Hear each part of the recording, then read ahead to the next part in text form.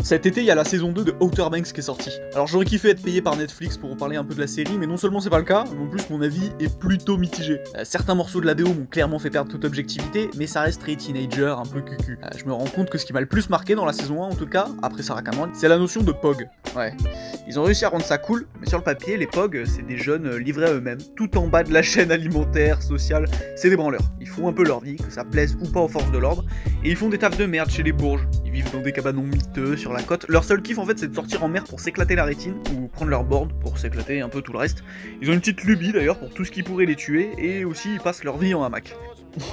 Ouais, je vais pas te mentir, à ce moment-là je me suis un peu identifié.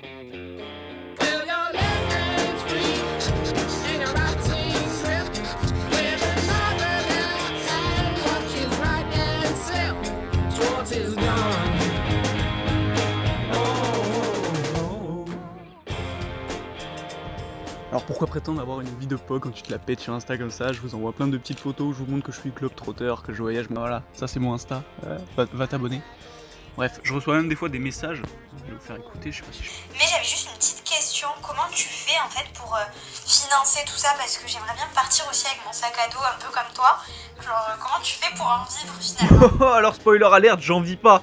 Clairement, hein, depuis que j'ai plus de bourse étudiante, j'arrive à survivre car ça fait maintenant 2 étés que je dois rentrer bosser la saison pour faire la maille du reste de l'année. Pour ça, je vais dans le paradis des Bourges, ce qui ressemble le plus à une gigantesque réunion des riches pas du tout anonymes, aka la Côte d'Azur, mon pote.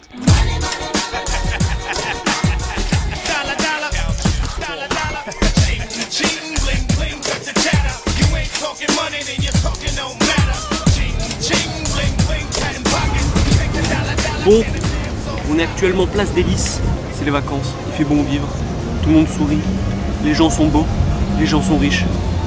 Ça pue les agences financières, moi je vous le dis. La démarche est plutôt simple. Grosse maison, gros portail, gros portefeuille, prospectus. Grosse maison, gros portail, gros portefeuille, prospectus.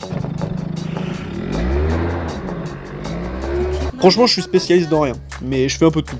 J'ai 2 bras, 2 jambes et je suis prêt à me salir les mains ou à me casser le dos à leur place. Ça peut être de la peinture, porter les courses, changer le gaz. J'ai même dû réparer la cuvette des chiottes une fois. Franchement, je m'en fous un peu, hein. Tant qu'ils me filent le billet, moi ça me va. Au moins on s'ennuie pas.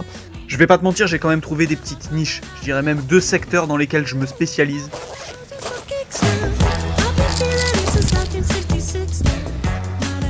Bien, alors en gros j'ai dû passer un certifito. Alors me pose pas de questions. C'est dans le business plan. C'est une sorte de certificat du coup que tu peux passer à la journée et où le niveau des tests de passage est comment dire. Alors entre la réponse A, la B ou la C, laquelle choisissez-vous, sachant que c'est pas la C et que la B est très peu probable. Bref, j'ai eu mon certificat avec 20 sur 20 alors que j'avais loupé la moitié de la formation. Devinez qui est encore crevé pour la 4e fois.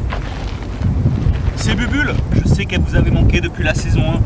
Pas moi, clairement, surtout quand on connaît sa fâcheuse tendance à crever dans le moment où il faut pas. Aujourd'hui c'est pire puisque j'ai une formation qui a commencé il y a à peu près 2 heures, qu'il me reste encore 1 heure de route. Est-ce que ça serait pas le moment de se bouger le cul? Peut-être. Grâce à ce certificat durement obtenu, je peux vendre, acheter, traficoter toute une chier de produits cancérigènes que les Bourges s'arrachent à prix d'or pour se débarrasser de leurs moustiques. Je suis aussi, grâce à ce même certificat, habilité à utiliser ce produit, contrairement à un particulier. Donc je m'occupe des traitements dans leur jardin, donc facturation. C'est dans le business plan. Je fais ça tard le soir ou tôt le matin, genre 4-5 heures, histoire de pas flinguer toutes les abeilles de la planète. Mais ça fait un max de bruit, les voisins des clients se plaignent. Bref, ça amène tout un tas de conflits sur lesquels on reviendra. Après clairement faut gratter tout ce qu'il y a à gratter. Hein. Là je transvase un de ces produits achetés en gros bidon, pas cher, pour les mettre dans des petites fioles, très chères. Alors est-ce que c'est légal? À mon avis pas plus que le 2e secteur qui me rapporte le plus de flouze et qui occupe du coup le milieu de mes journées. Les chouchous.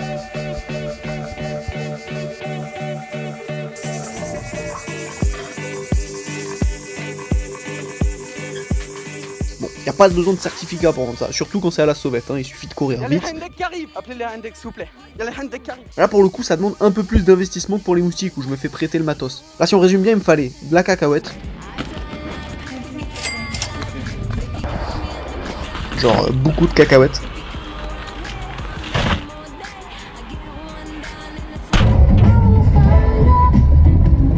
Il fallait aussi du sucre, beaucoup de sucre. Il manquait plus que quelques pochons et surtout le plus important, de l'huile de coude mon pote.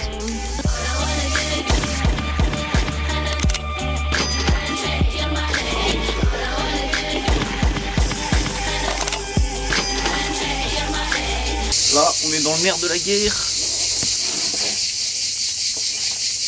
Donc en tout, on a 55 paquets. Ce qui nous fait 110 balles si j'arrive à tout vendre.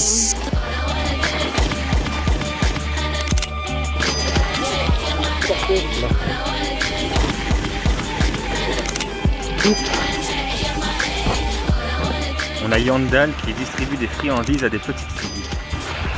Ouais, les chouchous, ouais. Vous devrez avoir la monnaie normalement. Ah, si vous avez 2 euros. Je fais 2 euros le paquet ou 5 les 3. Super, je vous laisse le choisir. Si vous me faites de la peine aussi, moi j'en mange pas, mais vous en aurez acheté. Ah ouais, à ce point-là. Putain, faut pas avoir pitié. Hein. Bah, merci d'avoir pitié de moi. T'en veux un? Yes. Nickel, je te laisse le choisir. Salut, un petit chouchou, c'est moi qui les ai fait. Merci. Fournée de ce matin, fait avec amour, avec passion, ouais. C'est ça qui fait la différence. C'est toute la différence. Ouais, ça se sent. Hein. Sur les 55 que j'avais, il m'en reste 8. Et on a fait 2 tiers des plages qu'on devait faire. Donc je pense qu'on sera bon pour aujourd'hui. Ce qui nous fait du coup 110 balles si j'arrive à finir tout ça. Donc on a remboursé tout l'investissement. Et c'est que le premier jour. Donc tout le reste ça sera du bénéf. Et ça on aime. Ok. Bon, on est fin juillet. L'argent commence un petit peu à rentrer. Attendez, je vais vous montrer ma quicheta. Non, en vrai c'est pas pour me la péter. Au contraire, ça risque d'être problématique. Il n'y a que des pièces de 2, je pense qu'il y a 200 balles, j'ai pas tout compté, j'ai eu la flemme. Là on n'est pas loin des 3000 et c'est le mois de juillet, je sais qu'au mois d'août ça va être pire, je vais me faire défoncer et tant mieux, on aime ça. Mais du coup il y a un souci, c'est qu'il va falloir le ramener à la banque et il va falloir les convaincre que je ne vends pas de drogue. Je sais pour y avoir travaillé qu'ils sont assez regardants sur les rentrées d'argent inhabituelles. C'est inhabituel pour moi en tout cas. Quand en plus t'as une tête d'arabe et un casier judiciaire, ça va pas arranger les choses. Ok, le loup de Wall Street, t'es mignon, mais c'est quoi cette décharge là dans laquelle tu tournes ton facecam à la frontière d'une plaine aride et d'une jungle tropicale? Ah pardon, on me dit dans l'oreillette que c'est l'heure du chapitre 2.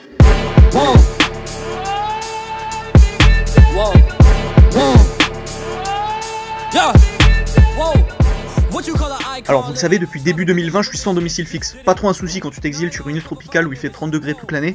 En plus quand tes seules occupations c'est trouver des jolis spots et rencontrer des gens, bah forcément c'est plus facile pour trouver un endroit où squatter. Mais là j'avais clairement pas le time et trop de trucs à gérer en plus de où est-ce que je vais dormir ce soir. Il me fallait donc un endroit fixe pour poser mes quelques affaires et où dormir les jours de pluie. Bref, bienvenue dans mon cabanon. Vous apercevez Bubule au loin? Bah normal, vous êtes dans mon nouveau chez moi. Ouah, avouez vous êtes jaloux. Bon ça c'est un peu l'envers du décor mais c'est juste pour faire durer le suspense. Boum! Voilà, 100% récup aménagé par mes soins. Parce qu'on est pas mal là. Moi j'aime bien ces petits tapis, je trouve ça joli. Bon bref, autant vous dire qu'un max de confort est prévu pour cet été. Puis cette vue sur mes toilettes.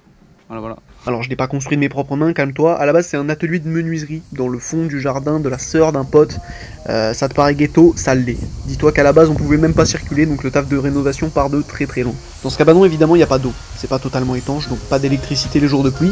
Mais pendant les semaines plutôt sèches, j'ai une installation électrique et un câble management digne des plus grands. Et un Mac en plein milieu qui me sert de lit. C'est full récup, hein. La table, le micro-ondes, les chaises de bureau, l'arrière de Kangoo qui me sert de canapé. Les tapis, j'adore ces tapis.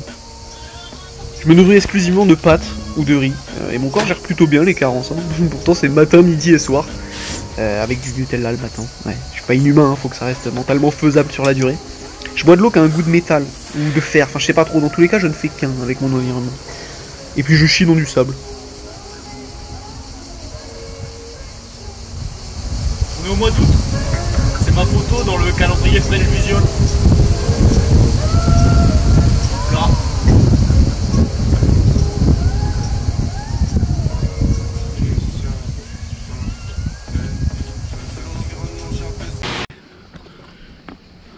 Bon, le nœud qu'on vient de faire a l'air de tenir.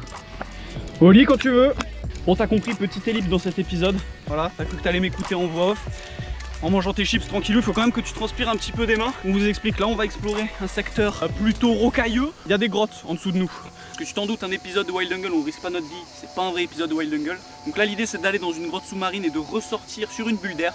Normalement je pourrais reconnaître, va pas falloir qu'on se loupe parce que si on va au mauvais endroit et qu'il n'y a pas la fameuse bulle d'air après les 10 mètres d'apnée, bah on se noie, hein. Dans tous les cas, on a un petit saut de falaise des familles qui nous attend juste avant. El Famoso, gainer devant vous tous. Ça annonce des trucs. Ah ouais, moi il a annoncé gainer à 15 mètres. Hein. Ok, c'est parti. On a la lampe pour aller explorer ces fameuses grottes sous-marines. Seul moyen de descendre, c'est par là. Wally, let's go. 2, 1.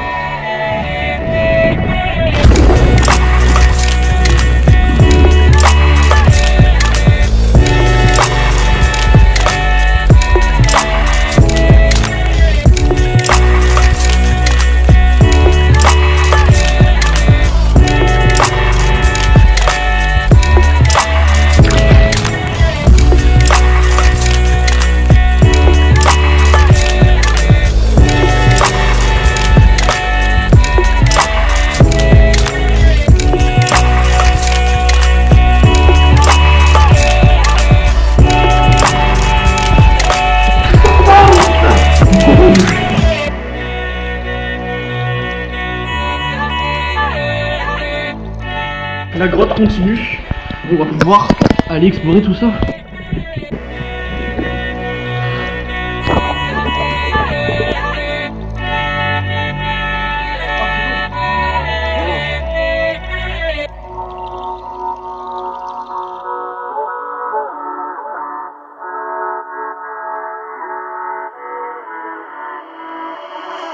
Bref, j'en étais où moi?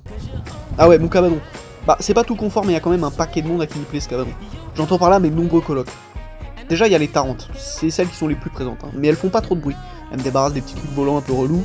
Regarde-le lui avec son gros corps. Il y a aussi les sauterelles qui gagnent du terrain, donc j'assiste à une petite guerre des gangs au moment où je suis en train de tourner cette vidéo. On va pas parler des cigales qui essayent de se taper l'incruste, ou des araignées qui étaient là déjà bien avant moi. Je vais plutôt vous parler de Bobby et de toute sa smala.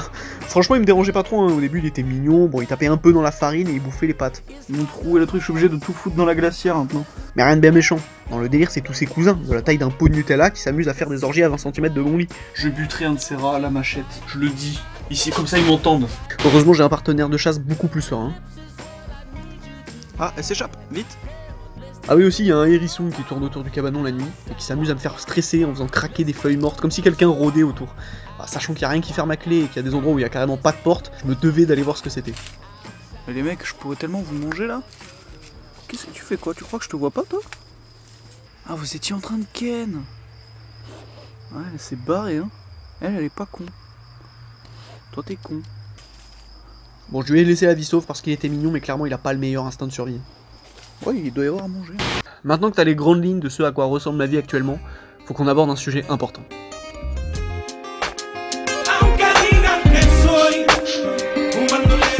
Je me la joue d'homme Toretto, je dis que c'est important la famille, parce que certains d'entre eux m'ont donné cet amour inconditionnel pour le voyage, certains m'ont surtout permis de pas avoir trop peur de l'inconnu, mais je me rends quand même compte que pour un gamin de 20 ans, ma famille a pas une place si centrale que ça dans ma vie. Hein. J'aurais kiffé vous dire que moi aussi mon père était à la recherche d'un mystérieux trésor et qu'aujourd'hui il est disparu en mer, ça aurait officiellement fait de moi le nouveau John B algérien. Mais non, hein. Mon père il est pas disparu, enfin pas que je le sache, il est pas pirate non plus, par contre il est bien algérien, avec tout le lot de galères que ça implique, et c'est triste à dire mais je me rends compte que depuis bientôt 2 ans je m'en sors quand même un peu mieux sans lui. De l'autre côté, bah big up à ma mère, hein, la best, avec qui je suis souvent en contact pour le coup. Ça a pas toujours été facile non plus, hein. À mes 17 ans il était grand temps que je me casse, mais même si je fais mes bails de mon côté, je la vois quelques jours dans l'année, je pense qu'elle aimerait plus, mais elle commence à s'habituer. Je suis persuadé que si on se voyait plus, ni elle ni moi le supporterait, mais je vais pas rentrer dans ce débat. Au final, la personne de ma famille que je vois le plus en ce moment, c'est ma grand-mère maternelle.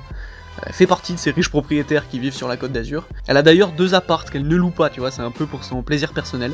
Elle alterne de l'un à l'autre en fonction de ses humeurs, ce qui fait qu'il y en a toujours un de libre, où je peux aller prendre une petite douche, me mettre bien, tu vois, ça c'est cool. J'essaye de me démerder pour la déranger le moins possible. Bon après tu connais, c'est une génération qui est assez regardante sur la consommation de l'eau, vieille école, bon peut-être que c'est pour sauver la planète, je sais pas.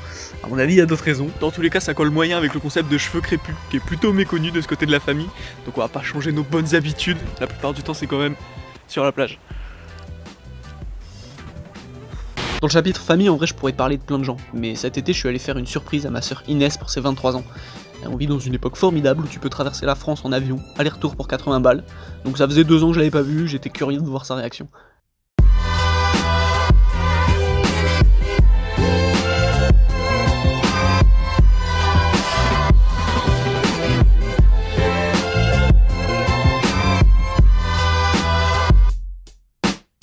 Tu t'as pas répondu? Ah si, vas-y.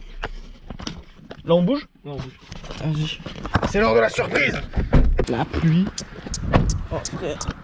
Moins 30 degrés ici en Bretagne.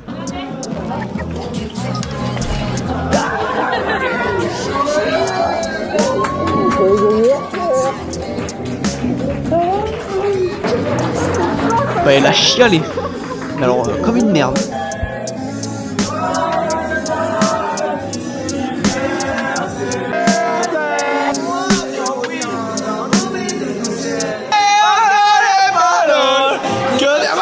Mélange la frappe et l'alcool. Puis ça y est, tous ces fruits, tout part dans le décor. Y'en a rien à battre de leur code. Toi tu fais si.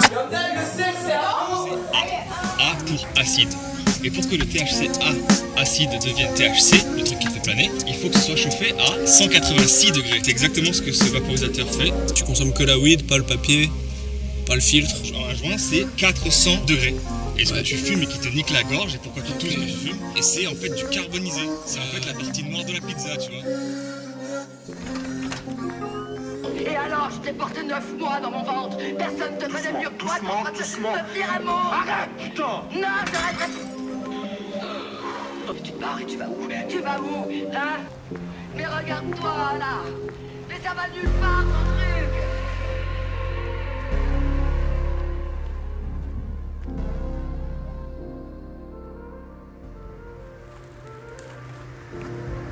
T'as vu, on pourrait presque croire que j'ai une vie banale au final.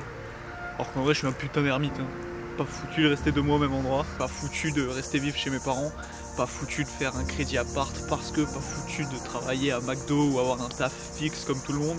Là, je passe pour un casse-couille, mais en vrai, c'est beaucoup de sacrifices pour pas tomber dans la routine métro, boulot, dodo. Alors que des fois, je sais pas, je suis mitigé, tu vois. Mais en vrai, je crois que j'ai envie de certains de ces aspects de cette vie banale, des fois autant que ma liberté, mon droit d'aventure et de voyage, tout ça. C'est une période de l'année grave chelou, je sais pas, mes convictions, j'ai un sentiment récurrent que cette vie un peu plus conforme a aussi vachement de bon. Genre j'ai besoin de sociabiliser et j'ai envie d'aller boire un coup sans me demander combien de budget pâtes j'ai cramé. J'ai envie de dormir dans un lit, j'ai envie de me faire un groupe de potes solides, c'est forgé par les années avec lesquels tu vis un peu tout et surtout beaucoup de rien. J'ai envie de continuer à avoir une fille même après avoir couché quelques fois avec elle, t'imagines le délire, on pourrait appeler ça genre un coup, enfin je sais pas, faut que je peaufine le concept encore, mais en vrai c'est juste une période de l'année où je sais pas trop ce que je veux devenir. Peut-être parce que c'est dans cette période que je sais le moins ce que je suis. Voilà, il y a cette crise identitaire qui apparaît, où je suis plus un voyageur du coup, mais j'ai beau être chez moi un peu partout, au final je le suis aussi un peu nulle part.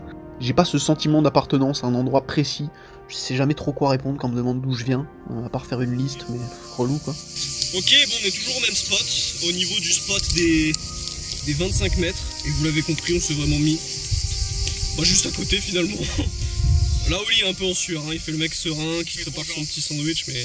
Donc voilà, ça achève une journée où on s'est bien fumé, et où on va bien fumer, parce que Oli, il y a le Zama. Je sais pas si j'ai besoin de ce sentiment d'appartenance. Oh mec, en vrai, déjà sous la lumière rouge. En réalité, le sentiment d'appartenance le plus marqué que j'ai, c'est envers une classe sociale. Bah forcément quand tu taffes chez l'élite, les gens chez qui je bosse se chargent bien de me le rappeler. Je vous l'ai dit, des fois il y a des conflits, bon, comme dans tous les tafs j'imagine, mais là j'ai vraiment l'impression d'être leur pute sous prétexte qu'ils ont des baraques à 5 millions quoi. Là les images qui illustrent, c'est pas du tout conflictuel. Quand c'est le cas, je suis rarement plus réactif avec la cam qu'avec ma grande bouche, mais juste je bossais chez Louis Vuitton, et la meuf me sort sans pression que les petites statuettes bleues, bah vaut mieux y faire attention quoi. Hop, vous êtes tout seul à intervenir? Bonjour, pardon, d'abord excusez-moi. Alors vous savez que idéalement, il faut pas que ça touche les schtroumpfs. D'accord, ok, pas de soucis. Les schtroumpfs à 25 000 pièces, donc... Ok, j'ai pas le budget perso, donc on va faire gaffe. Bref, je me retrouve trop souvent avec l'étiquette du larbin qui mérite pas tant de respect que ça, frère. En même temps, t'as vu l'état de ses chaussures Oui, bon, j'ai une paire de Converse clean aussi, hein, voilà. Bon, après, je sais pas si cette étiquette me gêne tant que ça, finalement, parce qu'elle me correspond. Enfin, ça justifie pas, hein, c'est pas ça que je suis en train de dire, mais par exemple, pour avoir aussi travaillé à l'accueil d'une banque, avec ma petite chemise et mes chaussures cirées, oui, c'était clairement du piston, même moi je savais pas ce que je foutais là, heureusement qu'il y avait Amandine, sinon je me serais bien fait chier. Bref, pendant cette période, je supportais bien moins l'étiquette que certains clients vénères pouvaient me coller. J'étais mis dans le lot de ces banquiers véreux qui s'enrichissaient sur le dos de la classe populaire. J'avais qu'une envie, c'était de dire frère, m'en parle pas, j'ai vu ton compte, hein, le mien c'est pire. Je trouvais que ça révoltant qu'on prenne pour ce que je suis pas. Alors que là, je m'en bats un peu les couilles que Charles-Henri, dans sa mini, me traite de pouilleux. Je me dis que s'il avait dû vivre le quart de mes galères, il aurait fini dans le caniveau. Et puis de toute façon, il a forcément une sœur ou une copine à qui mon côté roots pourrait plaire. Bah ouais, on perd pas le nord, hein. Non, la vérité, c'est que c'est quand c'est elle qui me juge que ça m'atteint le plus.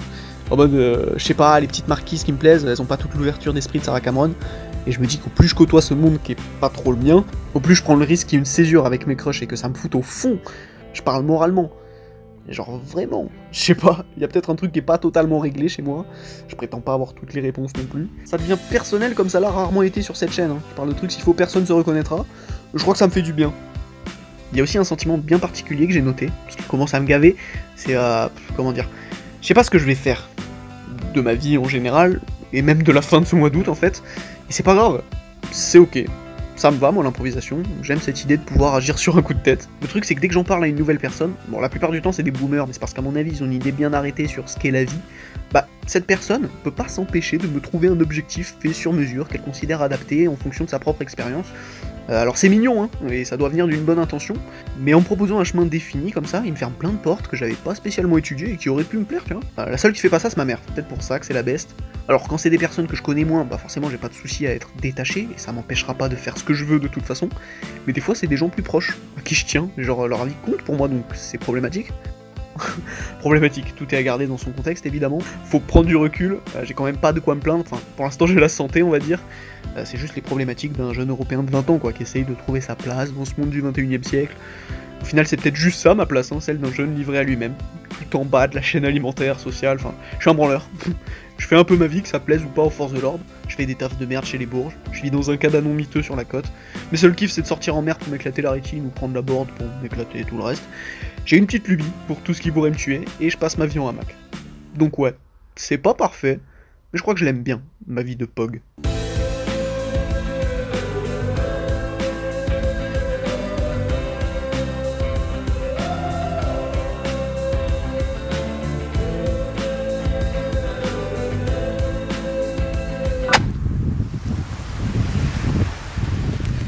Johnny n'a qu'à bien se tenir. Ain't gotta wait to make them moves, I be loaded. Why you out here drinking 40s? I just told it. Still that same.